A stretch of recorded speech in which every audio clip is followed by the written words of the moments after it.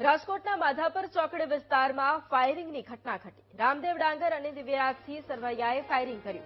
મોડી રાત્રે બંને પક્ષો વચ્ચે તકરાર થતા 4 રાઉન્ડ ફાયરિંગ કરાયું। પૈસાની લેતી દેતી બાબતે બંને પક્ષોએ ફાયરિંગ કર્યાનો ઘટસ્ફોટ થયો છે। દિવ્યરાજસિંહ સરવૈયા પાસે લાયસન્સવાળું હથિયાર હોવાનું ખુલ્યું।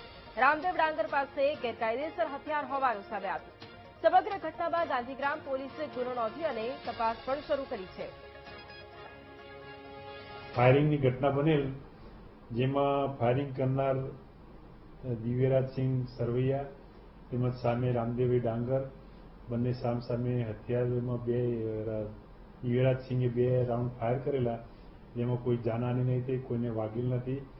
તેમજ રામદેવ ડાંગરે પણ હથિયાર કાઢેલ પરંતુ ફાયરિંગ કરેલ નહીં। આ બાબતે બંને રાજકોટ શહેરમાં શાંતિ દોડવાનો પ્રયાસ કરી લોકોમાં ડરનો માહોલ ઊભો કરી, જે બાબતે સરકાર તરફે બીએનએસ કલમ 109, 1, 125 તથા આર્મ્સ એક્ટ મુજબનો ગુનો દાખલ કરી આગળની કાર્યવાહી હાલમાં ચાલુ છે। ફાયરિંગ કરવાનું કારણ એ જ છે કે બંનેમાં કોઈ લેતી દેતી પૈસાની બાબતે કોઈ સામાન્ય બોલાચાલીથી અને આવેશમાં આવી જઈ અને ફાયરિંગ કરેલ છે।